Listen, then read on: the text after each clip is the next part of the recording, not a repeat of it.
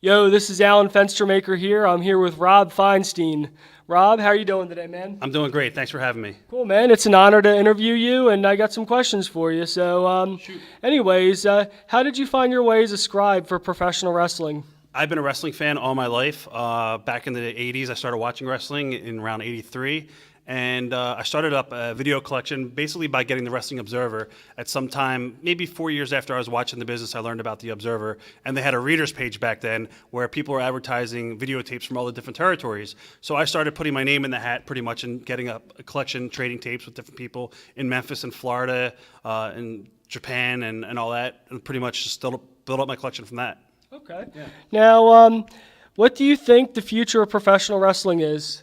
Right now, I think the future of professional wrestling is going to be great. There's a lot of young talent out there.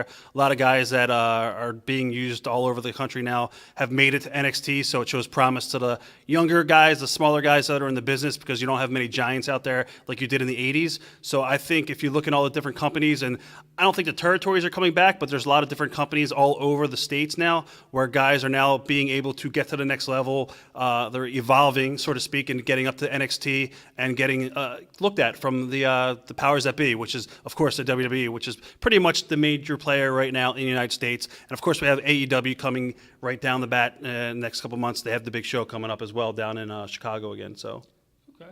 Now, what are your thoughts on AEW? Anyway, Vegas. Okay. Yep.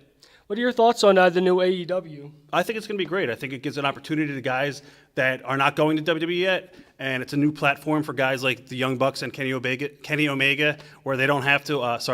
They don't have to go to WWE and make their money there. They can make money outside of WWE, and they prove that they can. And they're very smart at what they do. They know how to market themselves. So right now they have a great marketing campaign and background, and what they do on social media is amazing. How they're getting all their followers and fans. So I think they're going to be a big force to reckon with, and especially if they get a TV deal in October, which is the rumor. I think that they're definitely going to be a #2 promotion in the States for sure. Awesome, man. Now, how did the age of the internet that we are in affect video sales?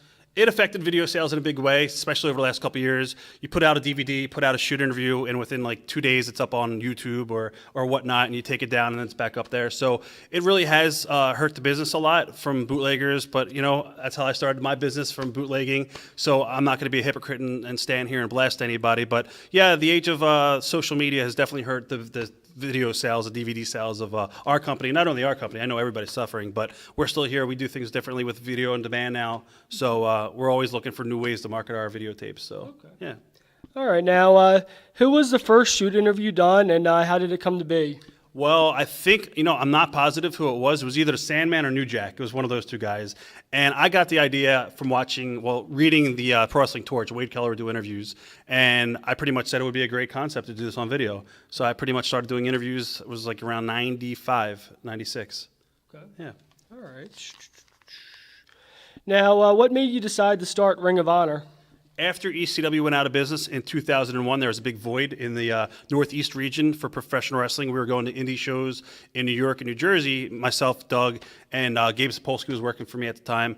And I knew there was a big void left. We learned the business from Paul Heyman and traveling around with ECW for all of those years. So I figured, and I guess it was a great idea, basically, that came about, because we wanted to pretty much take the place of ECW and present wrestling as a sport once again. And we pretty much came up with the idea. I came up with it, and I talked to Gabe about it. And at first, he didn't want to do Ring of Honor. He's like, oh, you're going to lose all your money. It's a bad idea. And I said, look, if there's anybody that knows wrestling, it's us three. Let's put our minds together, and let's do this. And we created the company called Ring of Honor. Okay. Yeah. Awesome. Now, what was it like at the ECW arena at Heatwave 95 to attack Paul Heyman? Oh, it's great. I still watch that every day. Not every day. I'm just joking. But, not many guys are able to say they beat up Paul Heyman, even though it's a work or whatnot. But, no, it was really cool. I was honored to be in the ring with Paul Heyman, a mentor, and to be able to lay the boots to Paul and punch him a couple times in the face. I think a lot of guys want to do that today. I'm just joking. But, yeah, it was a great memory, and ECW will always be a big part of my life. But that was a fun night. And I got frog splashed by Eddie Guerrero, too. Yeah. There you go. What was that like, being frog splashed by him? Awesome piece of cake, and he's a pro, and I love Eddie Guerrero. I loved him. He's one of the top guys, and brought him into our very first show for Ring of Honor. Okay. And may he rest in peace, by the way. 100%. Yep. What is your favorite match of all time? My favorite match of all time would probably be Wrestle War '89 with Ric Flair and Ricky Steamboat. Oh, It was a perfect match. The story was there, and perfect finish. It was great. Yeah. Now, what was your favorite era in wrestling history? 80s, hands down. Wrestling will never be the same. I watch it today, and I have this discussion all the time with Tommy Dreamer and other people that are in my little circle. There will never be another era like the 80s when you had all the territories and when wrestling was presented as a sport and there was kayfabe. And today you watch the business, and it's totally different from what it was back in the 80s, which is, it's not a bad thing, but wrestling was better in the 80s. It was real. Okay. Wink, wink. Now, what would you say is the biggest difference in the business now than it was back in the 80s?